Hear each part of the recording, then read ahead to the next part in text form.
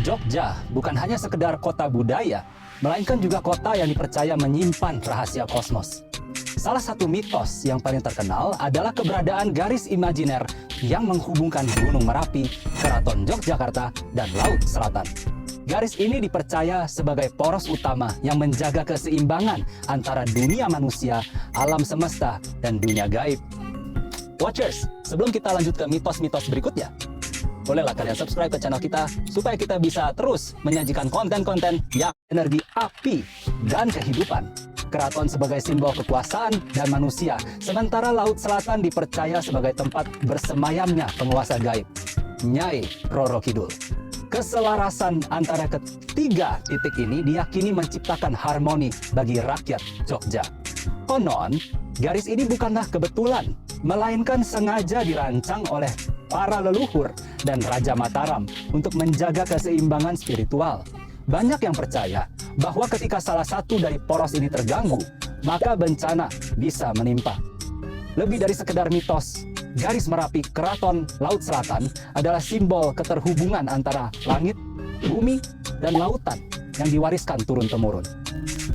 Nyai Roro Kidul adalah sosok mitos paling terkenal di Jawa yang diyakini sebagai Ratu Laut Selatan.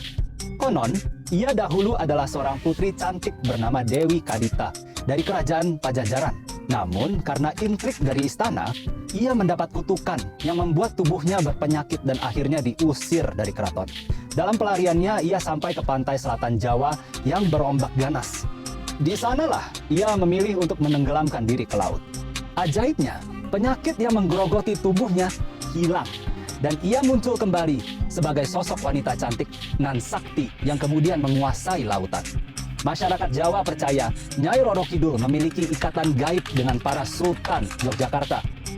Ia dianggap sebagai istri spiritual yang menjaga keselarasan kerajaan dengan alam semesta.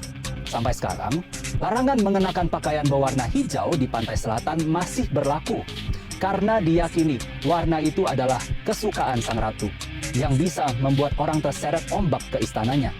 Kisah Nyai Roro Kidul telah menjadi bagian dari seni, tari, hingga cerita rakyat di Jogja.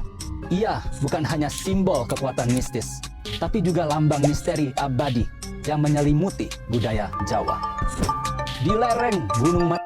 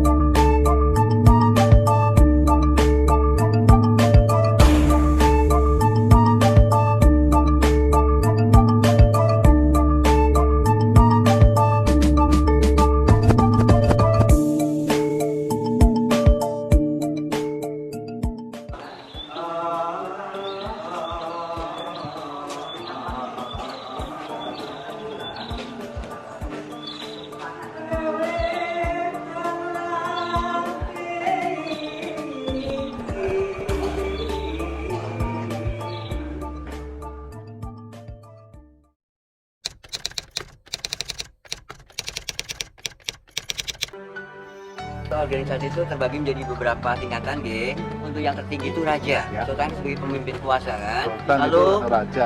sekarang ini untuk yang kedua itu sekarang yang menjaga di situ anak-anaknya, putra-putranya beliau dikasih juga masing-masing. Nanti anak lima itu, Raja, di bawahnya mungkin kanjeng ada Adipati anak kan, ada apa. 5, terus ya anak itu punya tugas masing-masing. Setelah itu baru dari anak ke abdi dalam sebagai pengiritnya siapa, nanti berapa orang jumlahnya gitu. Dan tata pemerintah itu masih tetap diatur oleh raja mas.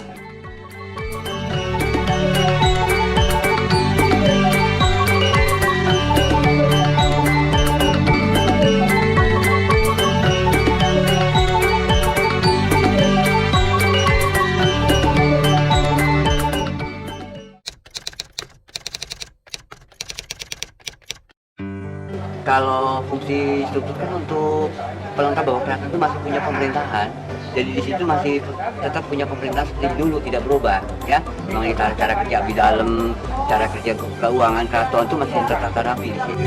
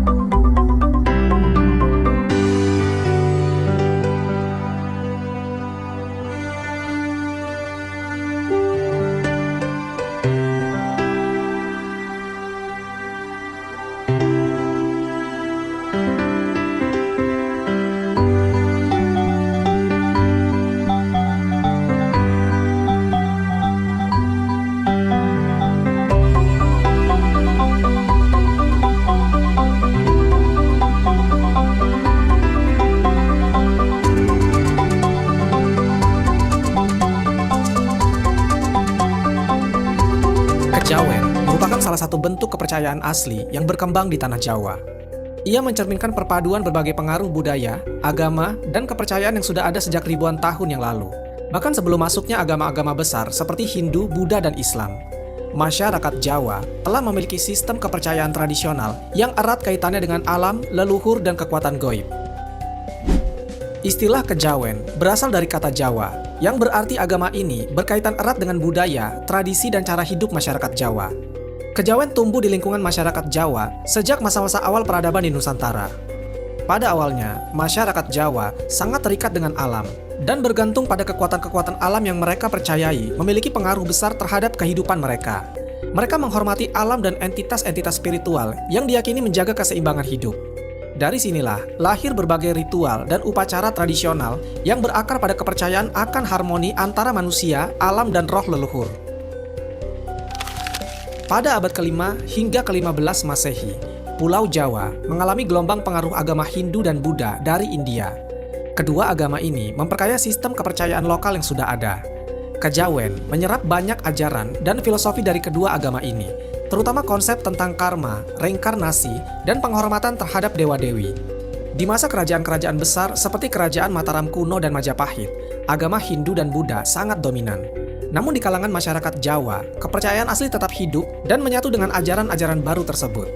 Kejawen yang saat itu dikenal sebagai kepercayaan kapitayan atau keyakinan terhadap satu Tuhan yang abstrak, berkembang menjadi sebuah sistem spiritual yang unik yang memadukan unsur-unsur lokal dengan pengaruh India. Ajaran kejawen menekankan pada konsep harmoni, keseimbangan, dan hubungan yang erat antara manusia dan alam, leluhur, dan Tuhan. Konsep ini tercermin dalam beberapa prinsip utama kejawen, seperti manunggaling kaula gusti, atau keyakinan bahwa manusia dan Tuhan dapat bersatu. Prinsip ini seringkali menjadi dasar dari pemahaman mistis dalam kejawen. Kemudian keseimbangan hidup. Kejawen sangat menghargai keseimbangan antara aspek jasmani dan rohani, serta hubungan dengan sesama makhluk hidup. Kemudian, penghormatan kepada leluhur. Leluhur dianggap sebagai penjaga dan pelindung keturunan, dan berbagai upacara dilakukan untuk menghormati mereka. Ketika Islam masuk ke Jawa sekitar abad ke-13 Masehi, agama ini juga membawa perubahan besar dalam cara masyarakat Jawa memandang kehidupan spiritual. Pada awalnya, Islam disebarkan oleh para pedagang, wali, dan ulama yang berdakwah secara damai. Mereka memperkenalkan ajaran Islam dengan tetap menghormati tradisi dan budaya lokal. Wali Songo, kelompok ulama yang terkenal dalam sejarah Islam di Jawa, menggunakan pendekatan budaya seperti wayang, gamelan, dan seni tari untuk menyampaikan ajaran Islam. Namun masyarakat Jawa tidak sepenuhnya meninggalkan kepercayaan lama mereka. Banyak orang Jawa yang menerima Islam, tetapi tetap memelihara praktik kejawen. Inilah yang kemudian melahirkan fenomena yang disebut sebagai Islam kejawen, yaitu bentuk Islam yang bercampur dengan unsur-unsur tradisional Jawa. Misalnya, meskipun seseorang mengaku sebagai Muslim, ia masih menjalankan upacara adat seperti selamatan, labuhan, atau persembahan kepada laut, dan nyadran atau ziarah kubur. Sunan Kalijaga, yaitu salah satu anggota Wali Songo, memainkan peran besar dalam mengharmonikan kejawen dengan Islam. Sunan Kalijaga memahami bahwa masyarakat Jawa memiliki kepercayaan yang kuat terhadap budaya lokal dan tradisi leluhur. Oleh karena itu, beliau menggunakan pendekatan yang bijaksana dengan menggabungkan ajaran Islam dengan kejawen melalui simbol-simbol lokal seperti wayang dan gamelan. Sunan Kalijaga menyebarkan ajaran Islam dengan tetap menghormati budaya Jawa. Pendekatan ini telah menjadi contoh bagaimana dua keyakinan dapat berjalan berdampingan tanpa harus saling meniadakan. Dan warisan Sunan Kalijaga ini terus memengaruhi cara pandang masyarakat Jawa dalam mengamalkan Islam dan kejawen. Setelah masuknya Islam, kejawen mengalami transformasi yang signifikan. Kepercayaan ini tetap bertahan di kalangan masyarakat pedesaan yang jauh dari pusat-pusat kekuasaan dan agama. Banyak penganut kejawen yang menerima Islam secara formal, tetapi tetap mempertahankan praktik spiritual dan tradisi leluhur mereka. Kejawen tidak memiliki kitab suci seperti Al-Quran dalam Islam atau Weda dalam Hindu. Ajarannya diwariskan secara lisan dan melalui praktek sehari-hari seperti ritual adat, kesenian, dan cara hidup yang menghargai harmoni dengan alam. Beberapa naskah Jawa kuno, seperti Serat Wedatama dan Serat Centini, dianggap sebagai karya sastra yang merefleksikan filosofi kejawen, tetapi tidak dianggap sebagai teks agama yang baku. Pada masa penjajahan Belanda, praktik kejawen dianggap sebagai bentuk perlawanan budaya terhadap dominasi asing. Belanda melihat kejawen sebagai sistem kepercayaan yang kuat dan berpotensi memobilisasi perlawanan rakyat Jawa.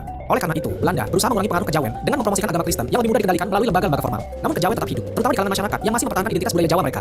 Setelah Indonesia merdeka pada tahun 1945, kejawen tetap ada, meskipun secara hukum tidak diakui sebagai agama resmi oleh pemerintah. Banyak orang Jawa yang tetap mengidentifikasikan diri mereka sebagai Muslim atau Kristen, tetapi dalam praktik sehari-hari, mereka masih memegang teguh nilai-nilai dan tradisi kejawen. Dalam Islam, ibadah memiliki aturan yang sangat jelas dan terstruktur, mulai dari sholat, puasa, zakat hingga haji. Ada pula aturan-aturan yang tertulis dalam Al-Quran dan hadis yang mengatur segala aspek kehidupan umat Islam, mulai dari cara berpakaian, makan, hingga berhubungan sosial. Sebaliknya, dalam kejawen, cara beribadah lebih bersifat pribadi dan tidak memiliki aturan yang baku. Ibadah dalam kejawen bisa berupa meditasi atau perenungan untuk mencapai kedamaian batin dan menyatu dengan Sang Pencipta. Penganut kejawen biasanya melakukan ritual tertentu sesuai dengan tradisi lokal, seperti sesaji atau tirakatan yang tidak terikat oleh waktu dan tempat tertentu. Islam juga memiliki pandangan yang jelas tentang kehidupan setelah mati. Umat Islam percaya bahwa kehidupan dunia ini adalah sementara, dan setelah kematian, seseorang akan ditempatkan di surga atau di neraka sesuai dengan amal yang dikerjakan ketika ia masih hidup. Di sisi lain, kejawen memiliki pandangan yang lebih filosofis terhadap kehidupan dan kematian. Banyak penganut kejawen yang percaya pada reinkarnasi atau kehidupan setelah mati, di mana roh seseorang bisa kembali ke dunia dalam bentuk yang lain atau bahkan di alam yang berbeda. Selain itu, konsep manunggaling kaulah gusti, yang berarti menyatunya manusia dengan Tuhan, memberikan pandangan bahwa manusia dapat mencapai kedamaian abadi jika telah menemukan kesatuan dengan Sang Pencipta. Oleh karena itu, tujuan hidup bagi penganut kejawen adalah mencapai ketenangan batin dan menyatu dengan alam semesta, bukan untuk mengumpulkan amal untuk kehidupan setelah mati.